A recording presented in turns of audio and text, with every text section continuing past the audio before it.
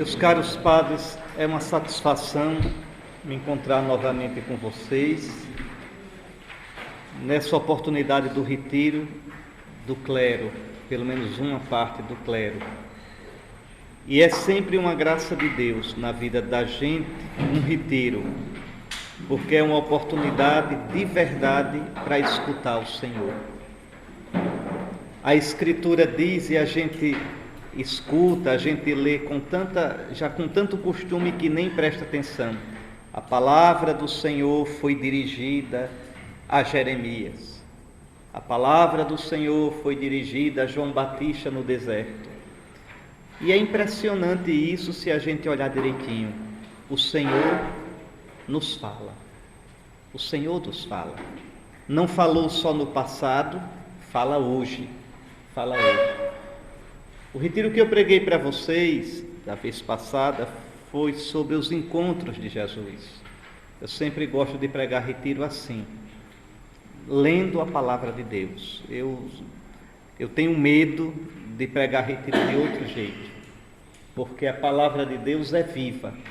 Eu creio nisso profundamente. A palavra de Deus, ela foi inspirada pelo Espírito de Cristo, do Gênesis ao Apocalipse, ela fala de Cristo, e ela inspira o Espírito de Cristo em nós.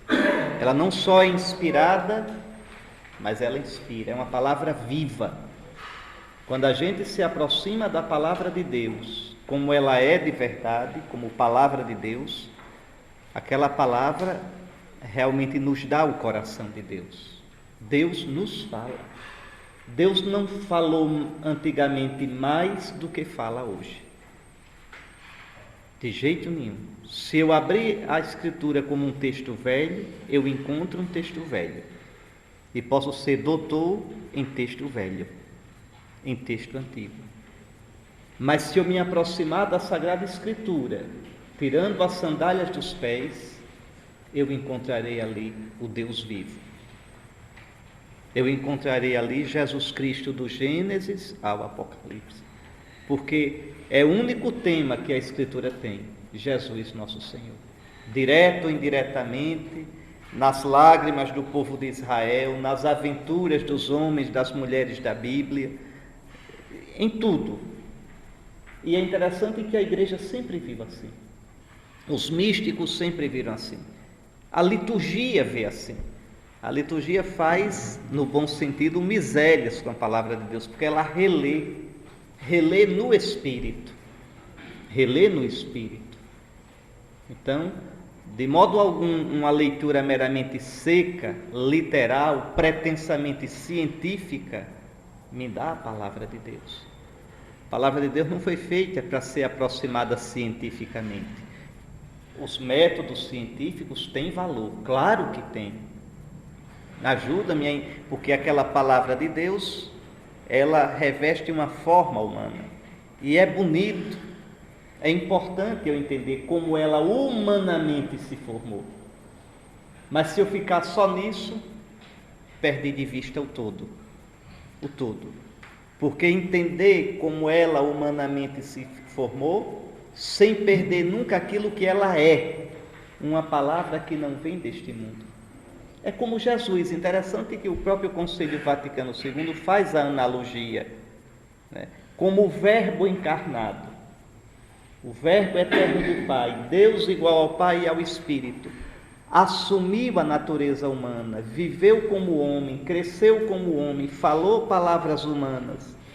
Do mesmo modo, a palavra de Deus, que é palavra divina, tem um formato humano.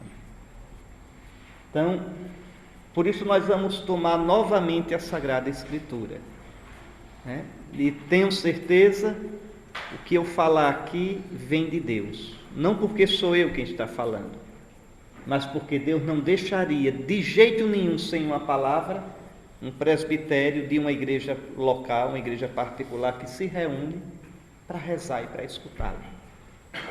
Deus não deixaria vocês sem uma palavra, isso eu tenho certeza. E o que é bonito, eu sempre digo isso, porque estou convencido disto, o que eu digo, todo mundo vai escutar a mesma coisa.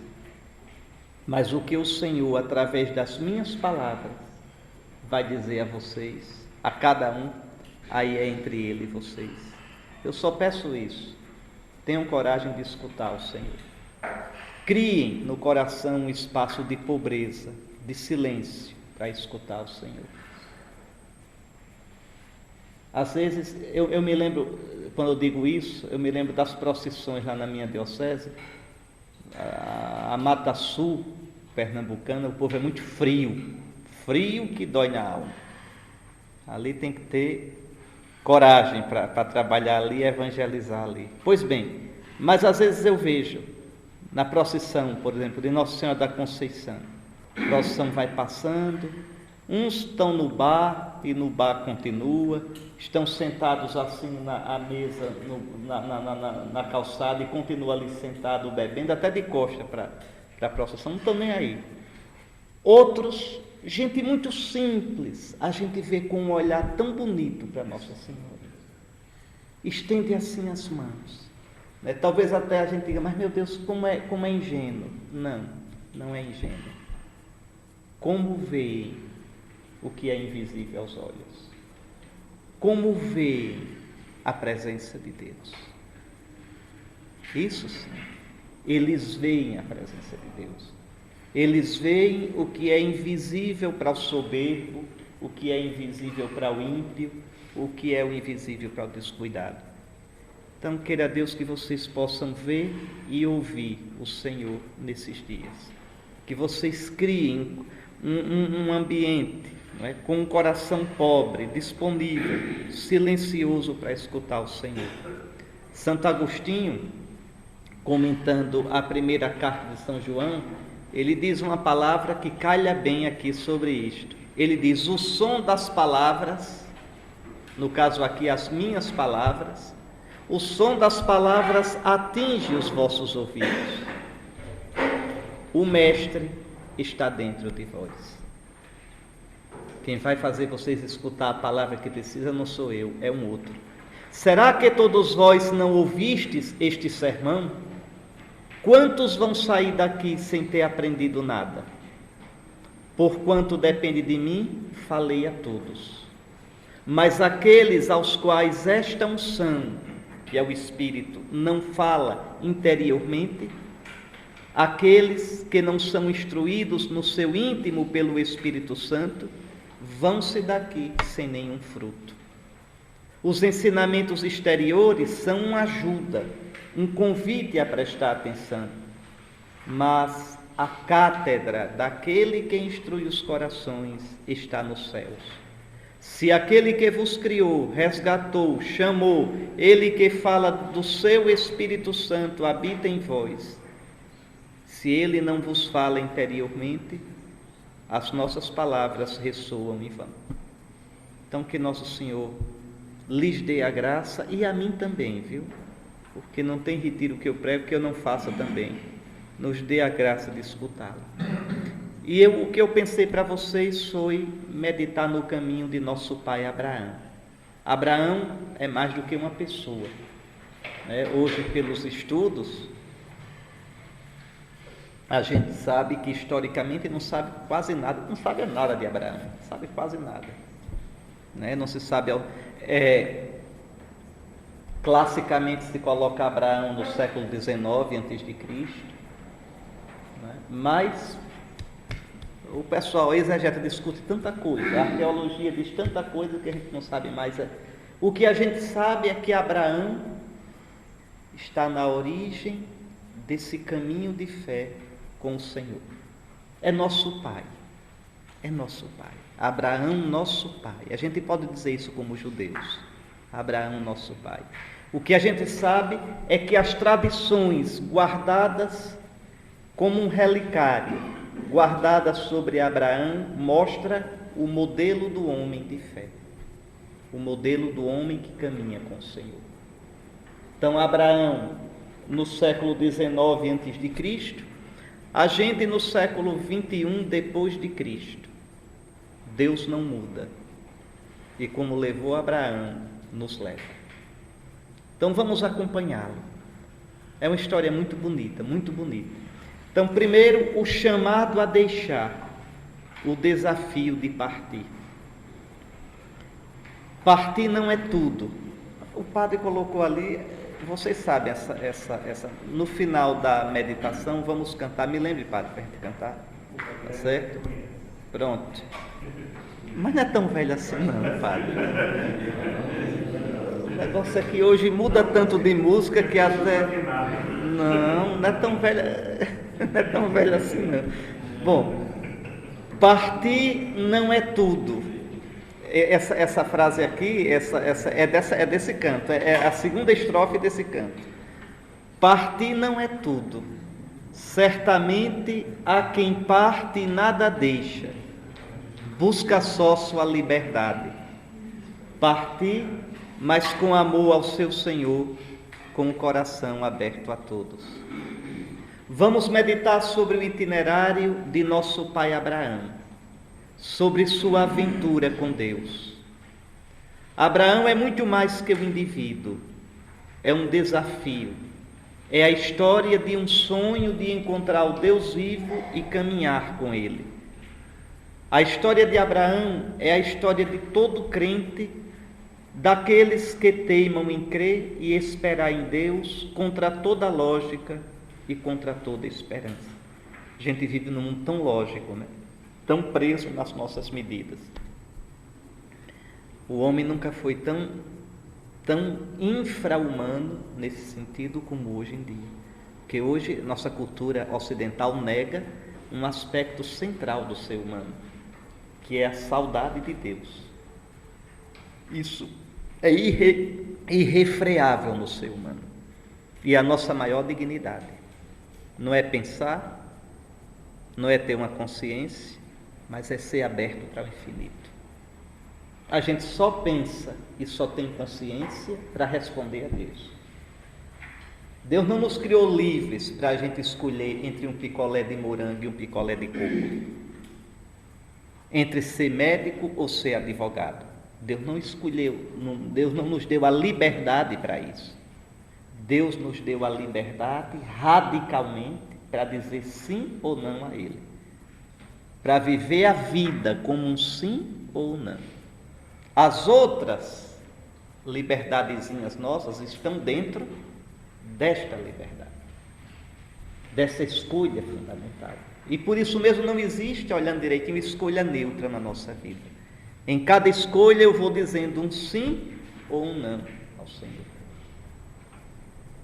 Pois bem, o nosso mundo atual conseguiu, num processo que começa lá pelo segunda metade do século XIII já até hoje, entrar a sociedade ocidental num imanentismo tão fechado em si, é o que eu toco, o que eu vejo, o que me serve, que a gente que foi feito para o infinito vai se tornando, é como se as nossas antenas para o infinito, aquilo que a Bíblia chama de espírito, essa saudade, essa abertura, a gente vai atrofiando. Impressionante. Na própria teologia de hoje, a gente abre e chega a dar tristeza. Parece que é somente o homem conversando com o homem. Se confunde teologia com psicologia, sociologia, antropologia, seja lá o que for. No fundo é uma palavra do homem sobre o homem. E aí é sem graça. Não tem novidade nenhuma, não liberta. É como alguém que está se afogando e quer sair do afogamento puxando o próprio cabelo. Não adianta, se afoga. Só o eterno, só o infinito renova, areja. Olha o Ocidente como está. Olha o Ocidente. O Ocidente que criou uma cultura maravilhosa é hoje uma cultura em estado de necrose. Necrose. A Europa está caminhando para desaparecer culturalmente. Veja. Mas vamos lá. Então Abraão é esse convite a olhar, a caminhar com aqueles que teimam em crer e esperar em Deus contra toda lógica e contra toda esperança. Assim, a história que vamos contemplar é como que uma parábola da experiência de cada um de nós e de toda a humanidade. Abraão é isso. Abraão, veja, é um personagem e ao mesmo tempo é uma parábola sobre nós, sobre todo aquele que se mete a caminhar com Deus. É nosso Pai mesmo. Ele é um símbolo vivo e comovente do nosso caminho rumo a Deus. Seguindo seus passos tão concretos e aparentemente banais, aprenderemos como Deus age e como devemos reagir, para que nossa história, miúda como a de Abraão, torne-se história santa, história plena de significado celeste e sentido divino, história de salvação. Disso depende o êxito ou o fracasso da nossa vida, do nosso caminho com Deus e para Deus. Veja, Abraão percebeu que a sua história era uma história santa, não era uma história banal. Mas a nossa história, a sua história, meu irmão, se você vivê-la na fé, ela é uma história sagrada. Porque é história vivida diante de Deus. É história vivida como um sim ou um não a Deus. E aí essa história se torna uma aventura. Uma aventura. Veja, com um Deus que quer que você sempre mais adiante, que lhe promete a bênção sempre mais para frente, que o faz caminhar. Mas vamos lá. O Senhor disse a Abraão: sai da tua terra, da tua parentela e da casa de teu pai, para a terra que eu te mostrarei. Eu farei de ti um grande povo, eu te abençoarei, engrandecerei o teu nome, sê uma bênção. Abençoarei os que te abençoarem, amaldiçoarei os que te amaldiçoarem. Por ti serão benditos todos os clãs da terra. Como em toda a Sagrada Escritura, também aqui é o Senhor quem fala, quem toma a iniciativa. Ele invade, ele entra. O Senhor disse a Abraão.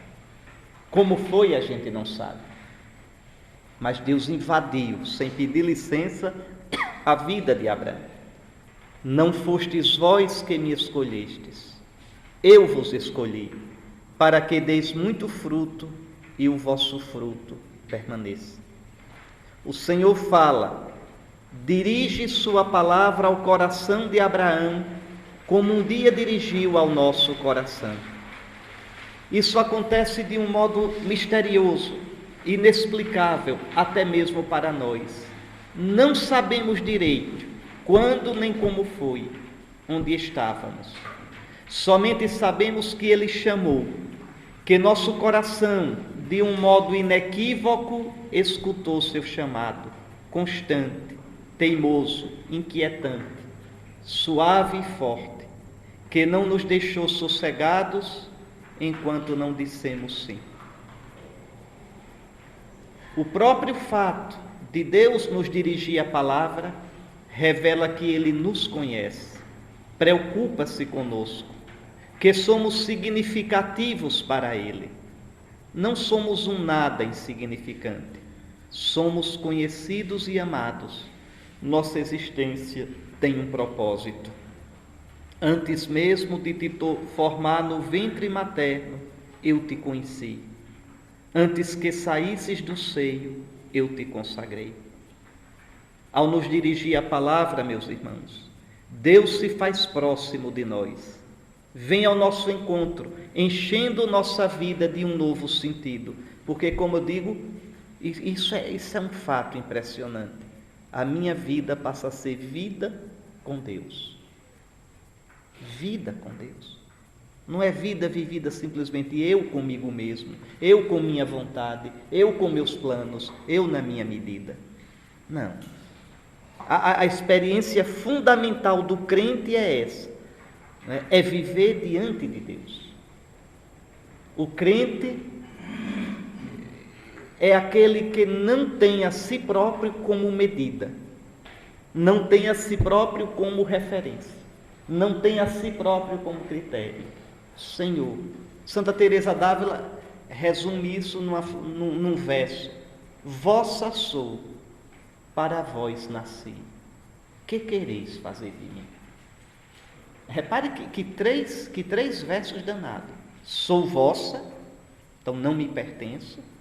Eu nasci para vós, então a tensão da minha vida, o sentido da minha vida não está em mim, não está em mim. Eu não serei quem sou, somente presa em mim. Sou vossa, para vós nasci. E então, que quereis de mim? Minha vida é disponibilidade ao vosso serviço. É o contrário do nosso instinto. A vida é minha, eu faço como eu quero, eu tenho o direito de ser feliz. Isso é o que grita o velho Adão. Isso é o que, para pegar a segunda leitura de domingo, isso é o que grita o Adão da terra. Isso grita, para usar a terminologia de São Paulo, o homem carnal, que é o homem no pecado, mas isso também grita o homem psíquico, que é o homem somente no nível da razão. O homem psíquico grita isso. Não é? A vida é minha, eu tenho direito de ser feliz, eu faço como eu quero, eu sei o que é o melhor para mim. Mas o homem que é conduzido pelo Espírito, o homem espirituado, veja, o homem espiritual, ele diz como Santa Teresa, a vida dele é vida aberta, a vida dele é vida em diálogo. Ele deixa, então a palavra de Deus o invade, e como é Dabá, veja, não é só um sopro, mas Deus diz e tudo foi criado. O Salmo diz, pela palavra do Senhor os céus foram criados, e as estrelas pelo sopro dos seus lábios. É uma palavra que faz acontecer. Então, quando Deus muda o nome de alguém, quando Deus chama, aquele chamado não é como uma voz minha que vocês estão ouvindo. Aquele chamado marca a pessoa para sempre. A pessoa pode dizer sim ou não, mas coitado, né? No sentido mesmo da palavra original, está ferrado, está com a ferradura de Deus em si, no seu coração, separado para mim, né? Como São Paulo vai dizer, separado para o Evangelho de Deus. Então, Abraão faz essa experiência. Ao nos dirigir sua palavra, o Senhor deseja criar em nós uma realidade nova. E se nós nos abrirmos a esta palavra, teremos nossa existência totalmente renovada, transformada, planificada de um novo propósito e de um novo sentido. É tão triste quando a gente vê, e a gente vê hoje na igreja isso, às vezes padres religiosos, depois de pouco tempo de ordenado, já sem brilho na sua vocação, desestimulado. O que faltou aí? Esse encontro com o Senhor. E faltou alimentar, porque isso aqui até o último dia da vida. Eu não garanto a vocês que eu termine a minha vida como bispo. Eu não garanto, eu sei lá. É uma luta todo dia, para não desanimar, para não desistir, para continuar crendo. Não é uma coisa garantida. Ninguém tem um diploma. Vocês podem ter uma lembrança de batismo, de crisma, de primeira comunhão, mas diploma de cristão? Isso é uma guerra de foice, como no Nordeste, e a vida toda. A vida toda. Diante de Deus a gente é peregrino. Quem pode aqui se levantar e garantir, eu vou perseverar até o fim? Eu já vi tanto padre bom, que de uma hora para outra, do nada desiste. Recentemente os bispos estavam até pensando que ele ia apresentá-lo para bispo, desistiu, acabou-se. Não quer saber de nada mais. Assim. Quem pode garantir que isso não lhe acontece? Que o coração não esfria, que o entendimento não embota? Nenhum de nós pode garantir, não. Nenhum de nós. A gente é peregrino diante de Deus. Então a guerra nossa de se deixar o dia todo interpelar pelo Senhor, de dizer, fala, Senhor, nem que seja para me xingar, fala, Senhor, nem que seja para me corrigir, fala, Senhor. Não me negues a tua palavra. Ainda que seja uma palavra dura de repreensão, não me negues a tua palavra. Porque a tua palavra é vida. Assim foi com Abraão. Na palavra do Senhor Deus, aos 75 anos, olha, ano que a gente fica emérito. Aos 75 anos, ele como que renasceu para uma outra forma de vida. Uma aventura jamais imaginada. O Altíssimo surpreende. A iniciativa é sempre dele. É ele quem chama, quem toma a iniciativa.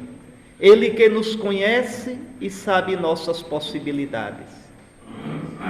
Abraão escutou o Senhor depois de uma longa existência. Deus, de modo inesperado e inconveniente, numa etapa menos propícia da vida de nosso Pai, vem ao seu encontro. Veja, que coisa. É como Moisés. Que idade Moisés tinha quando Deus o chamou? Que idade tinha? Segundo a Escritura, tinha 80 anos.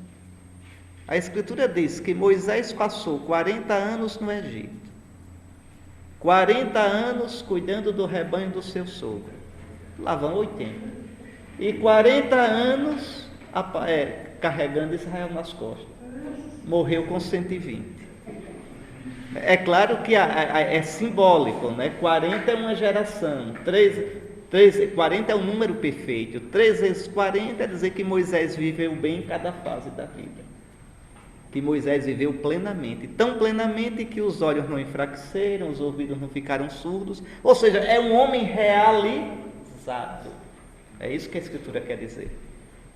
Realizado porque se esqueceu de si, porque viveu para Deus. Veja como é interessante. Mas é a mesma coisa aqui. Abraão está com 75 anos e Deus invade a vida dele. Veja, não é? Abraão escutou o Senhor, escutou. O triste é que muitas vezes deixamos que as tantas vozes do mundo sufoquem a suave voz de Deus que chama. Tantas ocupações, tantas preocupações, tantas desculpas. E sufocamos o sussurro do amoroso e insistente do Senhor. Fica-nos somente então uma saudade, um vazio, uma insatisfação, com a triste sensação de que algo nos falta. É a maior miséria que pode acontecer na nossa vida. Deixar de ouvir Deus. Só ouvir a mim mesmo, a minha lógica. Quando eu comecei, eu sonhava o sonho de Deus. Eu sonhava, eu sabia que nada era impossível para Ele. E eu me entreguei. Depois eu fui ficando sábio da sabedoria do mundo. Ou seja, somente um bobão aos olhos de Deus. Me enchi da lógica do mundo, da medida do mundo. E fui deixando de escutar o Senhor. E a vida que era uma festa, que era um caminhar com Deus, tornou-se um caminhar sozinho, monótono, sem graça. Um deserto, e a alegria foi-se embora. Então cuidado com isso. O crente é peregrino diante de Deus. Nosso Deus é nômade. Nosso Deus não é sedentário. Deus não é Deus de Jerusalém. Deus não é Deus da terra de Israel. Deus é Deus de pessoas, de Abraão, de Isaque e de Jacó, de Davi, dos profetas. É o Deus e Pai de nosso Senhor Jesus Cristo. Não é interessante que Deus deu a lei fora da Terra Santa? Deus não deu a lei dentro da Terra Santa. Deu a lei no Sinai, que ninguém sabe onde é direito. Tem hipóteses. O Sinai onde está hoje, para os cristãos, é uma tradição do século IV, não é garantido. Os judeus não sabem onde está o Sinai. Deus não se deixa prender por uma terra, por uma cidade, nem pelos nossos castelos. é livre e nos quer peregrinos com Ele. É um Deus peregrino, Ele desmoraliza, ele dá um nó na cabeça da gente. Lembre no profeta Ezequiel, vai a primeira turma para o exílio, os que ficam se acham melhores do que ficaram. O que é que Deus faz? Pega a glória dele, né? Pega a glória dele e vai, né, no Merkabá, no carro, aquele carro que Ezequiel viu, às margens do rio Cobá. Pode olhar, sai do Santo dos Santos, vai para o pátio oriental, fica em cima da muralha do templo e vai-se embora para o exílio. Repare a coisa mais linda do mundo: Deus vai-se embora exilado com os exilados. Deixa o templo, deixa aqueles que ficaram lá, achando que eram melhores, e vai-se embora. Vai para o exílio, um Deus no exílio com o seu povo. Então, Deus faz isso com a gente. Deus não se deixa apreender por nós. Então, veja, né, a gente fica com aquela sensação de que algo nos falta, algo a que teimamos em virar as costas, né? Que a gente deixa, aqui vocês desculpem, agora que eu estou vendo, o computador é nada, ele muda o que a gente escreve, né? A gente deixa esse algo que nos falta, que é Deus, que é a relação viva com Ele, meio esquecido num canto do nosso coração. Poderíamos nos perguntar: quando a palavra do Senhor veio ao meu encontro pela primeira vez? Soube reconhecê-la? Samuel não sabia, né? Às vezes um irmão precisa ajudar a gente, dizer: olha, é o Senhor. Nessa crise aqui, é o Senhor. Você está aqui atolado, brigando, mas não está entendendo, não está vendo que é o Senhor. Que o Senhor jogou, permitiu que você caísse aqui nesse brejo, para aprender que você sozinho não sai. Às vezes precisa de alguém. Sei ainda reconhecer, ouvir, perceber a palavra do Senhor? Sim, porque uma vez dirigida a nós, esta palavra jamais cai por terra, nunca deixa de ecoar. Eu posso dizer não à palavra de Deus, mas essa palavra ficará sempre ecoando no meu coração. Deus, quando nos chama, Deus, quando nos dirige a sua palavra, nunca deixa de falar. Para quem o escuta, essa palavra se torna doce e viva. Para quem a renega, se torna morte e condenação.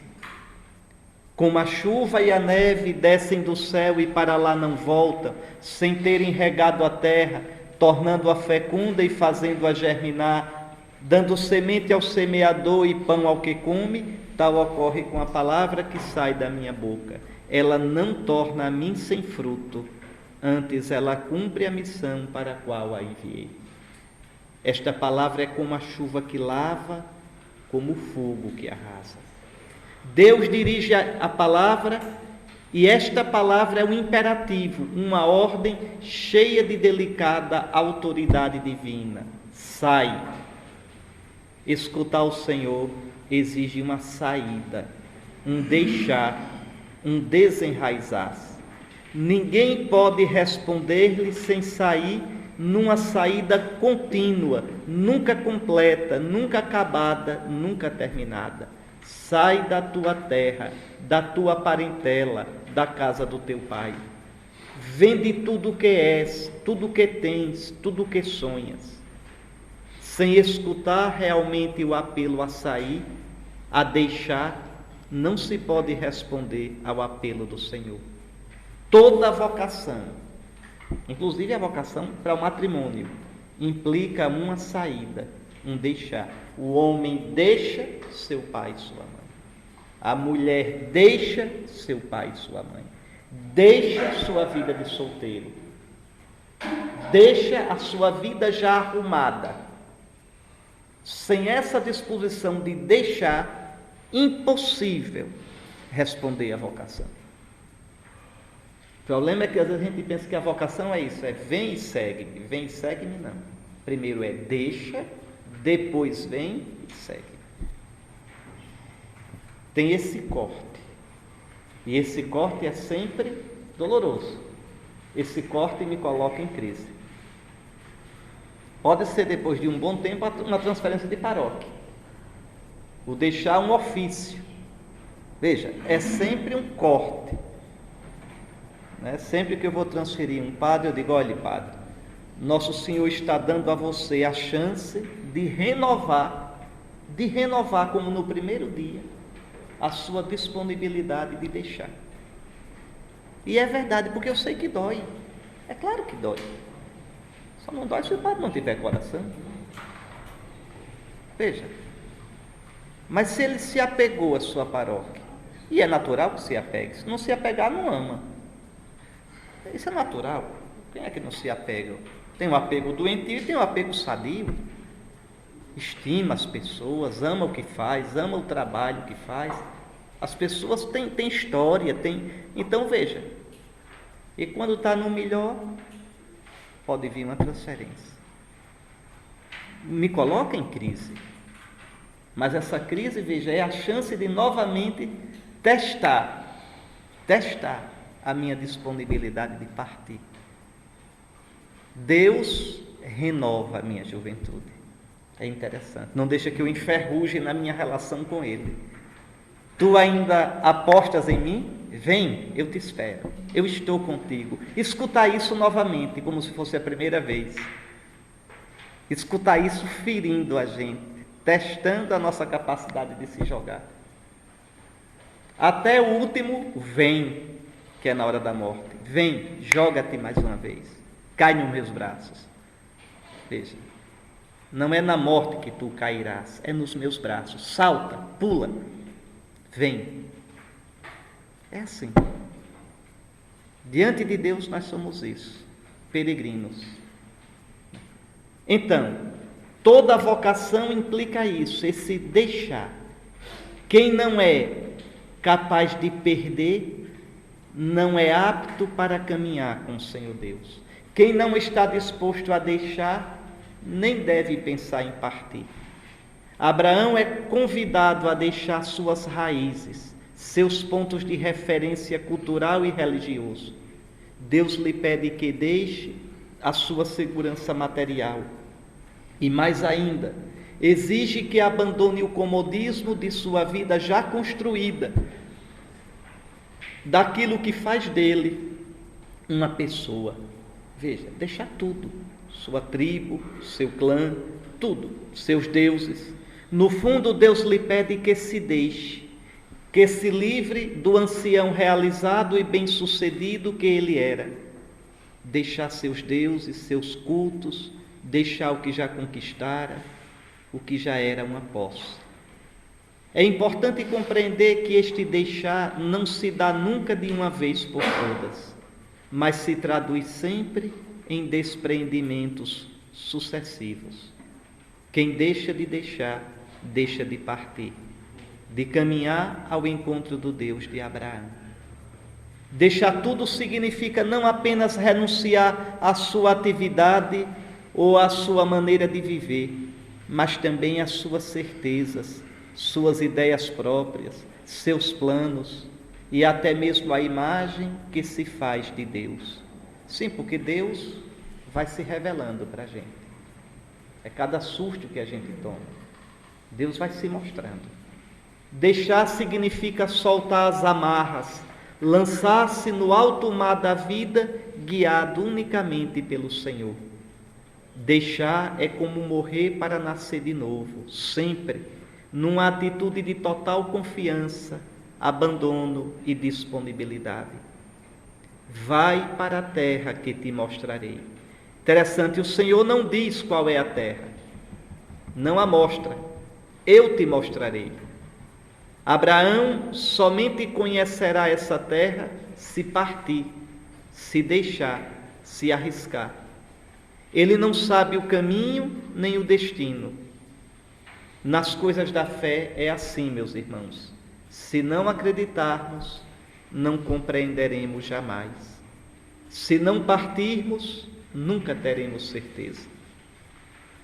Não é porque primeiro Nosso Senhor garanta para depois a gente partir. Não. Parte e tu verás. No fundo, o destino não é um lugar, mas alguém, o próprio Deus. É interessante, Deus parece que vai enganando a gente com uns bombons. Eu te darei uma terra, eu te darei uma descendência. E vocês vão ver que no fim, como também para Israel, como também para a gente, no fim a promessa não são coisas, é o próprio Deus. Ele é a recompensa, Ele é a herança, Ele é a promessa. Mas a gente vai aprendendo na dureza, pouco a pouco. Quem parte por causa do Senhor deve estar bem consciente disso. Somente Ele é nosso caminho, o sentido da nossa estrada e o fim, o destino do nosso repouso. Nossa terra, nossa herança é o próprio Deus. Tua face é minha única pátria. Nesse caminho, a única garantia, a única seta que indica a direção é o próprio Deus. Mais tarde, o próprio Senhor vai se revelar assim a Moisés: eu sou aquele que serei. Somente caminhando, apostando, arriscando, podemos descobrir a face do Senhor. Conhecer esse Deus e experimentá-lo como nossa herança. Senhor, qual é o teu nome? Para que eu saiba quem és tu direitinho. Não, caminha. Eu sou o que serei para ti. Ou seja, tu queres saber quem eu sou? Caminha comigo que tu verás. Caminha comigo. Eu não sou um conceito. Eu não te direi antes quem eu sou. No fim de tudo, tu dirás quem eu sou. Caminha comigo. Veja, eu sou o que sou. Sim, tu és o quê? Não, eu sou o que sou. Ou seja, eu não tenho comparação com nada. Tu não podes me engaiolar nos teus conceitos. Eu sou livre. Eu sou o que sou. Caminha comigo e tu verás. Então é um risco. É um risco. Justamente por... Olha São Gregório de Nissa comentando essa passagem de Abraão. Olha que perspicácia. Justamente por não saber aonde ia, Abraão sabia que estava no bom caminho, porque estava certo de não estar sendo guiado pelas luzes de sua inteligência, mas pela vontade de Deus. Senhor, eu não tenho planos pré-estabelecidos. Eu não tenho metas. Minha meta és tu. Então me leva aonde tu quiseres. Assim, São João da Cruz cantou esta experiência de desamparo interior do próprio entendimento e sentimento com palavras comoventes. Quer dizer, veja, Abraão não sabe para onde vai, Abraão não sabe o traçado do caminho. Eu te mostrarei. Porque a gente encontra repouso no entendimento quando a gente compreende. Quando a gente vê um sentido, a gente se sente seguro. Sobretudo os homens são assim. As mulheres são mais intuitivas. Mas o homem é bicho bravo. O homem quer ter a coisa traçada. Me explique como é isso aqui, por que isso, para que isso. E como eu chego a isso. Aí Deus nem explica o como, nem o para quê, veja, nem qual vai ser o fim da história. Eu estou contigo. Isso coloca o entendimento da gente em crise. Isso coloca o sentir da gente em crise. São João da Cruz, os místicos chamam isso de noite. É terrível. Imagine você chega a um ponto que não sabe mais o que é que eu estou fazendo como padre. Eu não vejo sentido nesse troço. Com a igreja desse jeito, com o mundo desse jeito, com a minha diocese desse jeito, comigo desse jeito. O que é que eu estou fazendo? Veja. Então você procura, qual é a sua primeira saída? Você procura motivos para continuar, razões. Veja, você procura entender. Às vezes consegue, às vezes Deus nega isso. Você não encontra nada. E agora? Você só fica se você se abandonar nos braços de Deus. Aí você recorda que o Senhor chamou você. Tu me chamaste. Eu confio em ti. Eu permaneço unicamente por causa de ti. Essa é a experiência da fé. É a noite de que falam os místicos. E é terrível, acaba com a gente. Mas só atravessa uma noite dessa, meus irmãos, quem tiver um coração de pobre, quem tiver uma atitude de criança. Por isso Nosso Senhor disse, se não tiver uma atitude de criança, que confia no Pai, se não tiver uma atitude de pobre, não fica, vai-se embora. E ainda diz, eu fui corajoso porque assumi. Não. A verdade verdadeira é essa. O que a Escritura diz é isso. Os homens de fé, os homens da Bíblia se perderam. Olha, Abraão vai fazer uma doidice. Com 75 anos, parte, deixa tudo.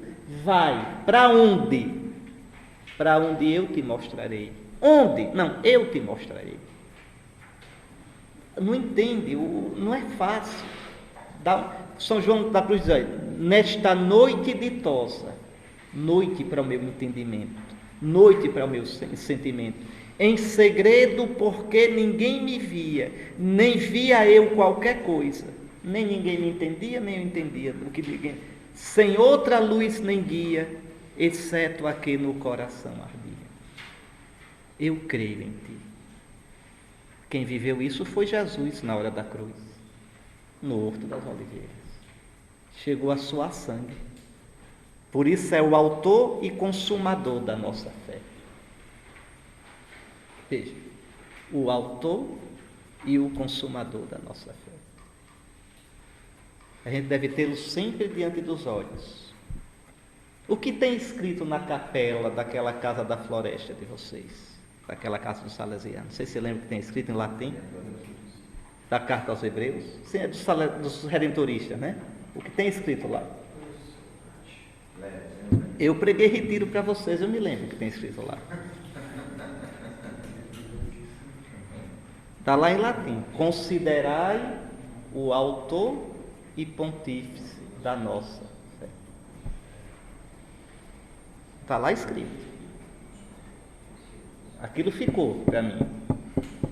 Ou seja, tende sempre diante dos olhos o autor, o consumador, o pontífice da nossa fé, que se esbagaçou todo, que se entregou todo para ser causa de salvação. Então, esta experiência significa não caminhar na sua própria luz, mas na luz do Senhor. Caminhar às escuras para nós mesmos. É aquela realidade que os místicos chamam de noite. O mesmo São João da Cruz sobre isso tem palavras impressionantes, serve para nós, viu? Isso aqui não é teoria não, isso aqui é para o dia a dia, é arroz com feijão. Para vir a gostar o tudo, quer dizer, queres experimentar Deus, que é o tudo, não queiras ter gosto em nada. Então não te prendas, não te fixes em nada. Para vir a saber o tudo, não queiras saber algo em nada. Ou seja, quando as coisas vierem, quando as coisas que você não entende vierem, que está machucando você, as ultrapasse, não tropece nelas. Para vir a possuir o tudo, não queiras possuir algo em nada. Então não te apegues, não pares nas coisas. Para vir aquele que não gostas, que não experimentas, hás de ir por onde não gostas. Para vir aquele que não sabes, que não entendes, e Deus você não entende, hás de ir por onde não sabes. Para vir a possuir aquele que não possuis, hás de ir por onde não possuis. te deixando nas coisas, te deixando nas pessoas, te deixando nos apegos, para vir àquele que não és, hás de ir por onde não és. Aí tu chegarás a ser como Cristo, pobre diante de Deus, livre diante de Deus, feito menino. Experiência de Abraão, de João da Cruz, de cada um de nós. Aqui o caminho se faz andando, o caminho é alguém, aquele que disse, eu sou o caminho. Aquele canto que vocês conhecem, pelo menos alguns, caminheiro você sabe. Não existe caminho, não é um caminho já marcado, de passo a passo, pouco a pouco, e o caminho se faz. Mas se faz com os olhos fixos no Senhor. Eu te mostrarei, eu farei de ti, eu te abençoarei, te engrandecerei. Veja, é Deus quem agirá, é Ele o único fiador da promessa, a única garantia da sua realização. Nosso pai Abraão nem imagina, coitado, o quanto terá de aprender a confiar nesse Deus tão Senhor de si. Se pensarmos bem, não é fácil caminhar confiando em outro, sobretudo quando este outro nos escapa sempre. É livre e soberano demais para ser previsível, manipulado, compreendido. No entanto, caminhar com Ele é ser abençoado e ser fonte de bênção, ser uma bênção. Quando partimos, quando aceitamos nos deixar conduzir, tornamos-nos canal aberto para a graça, para a bênção de Deus que se derrama no mundo. Por ti serão benditos todos os clãs da terra. Quanta gente, né, meu irmão, é abençoado pela nossa vocação. Quanta gente. A gente nem sabe direito o quanto o nosso sim, o nosso deixar tem sido fonte de bênção. Caminhar com Ele é abrir-se para a bênção e ser bênção, canal de bênção para os outros. É viver na bênção. Aqui vale a pena recordar o sentido de abençoar. Benedicere, bem dizer. Dizer bem. Deus vai dizer bem de Abraão. E para Deus dizer bem é fazer o bem. E através dele, abençoado, todos os povos serão benditos por Deus. E poderão, por sua vez, bem dizer a Deus. Então, quando de verdade eu aceito caminhar com Deus, eu vivo na bênção, sou canal de bênção. A resposta do pai Abraão é surpreendente. Abraão partiu como o Senhor lhe disse. Veja, é interessante, Abraão não responde falando, né? É uma resposta calada, dada com um gesto simples e concreto. Ele parte e parte como o Senhor lhe disse. Parte porque e como Deus mandou.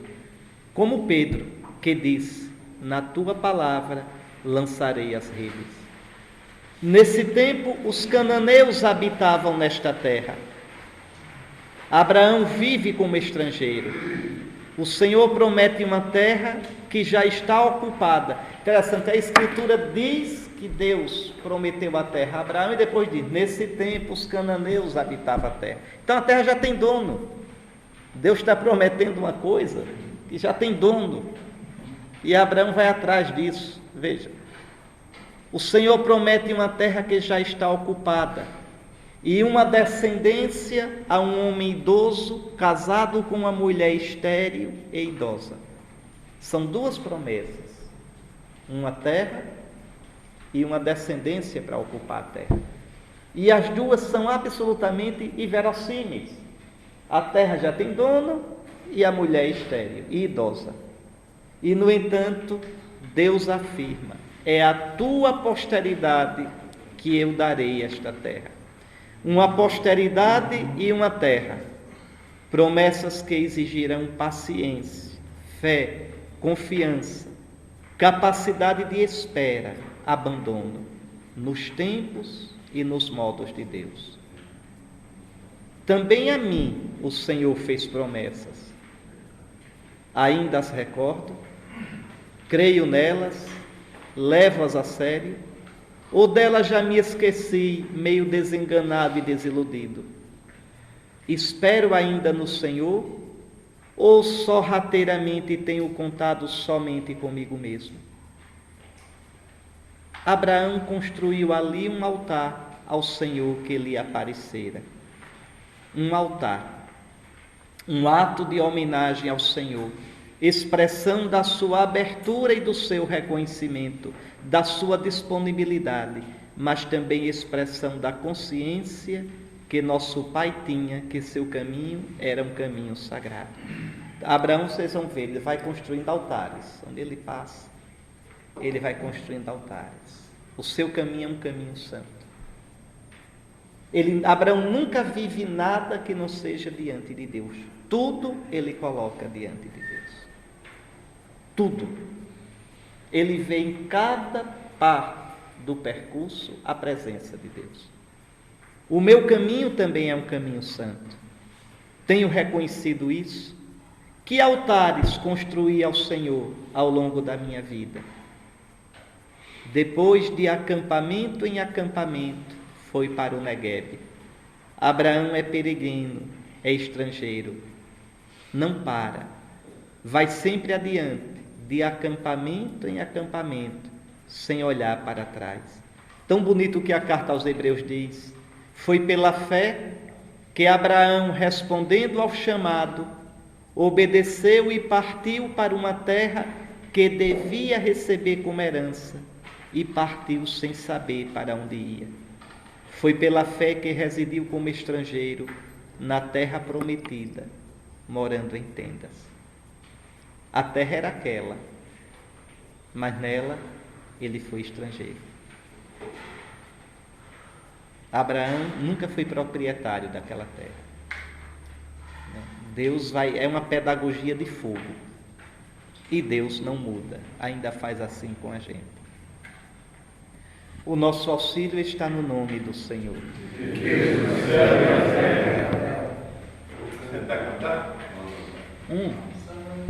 Sai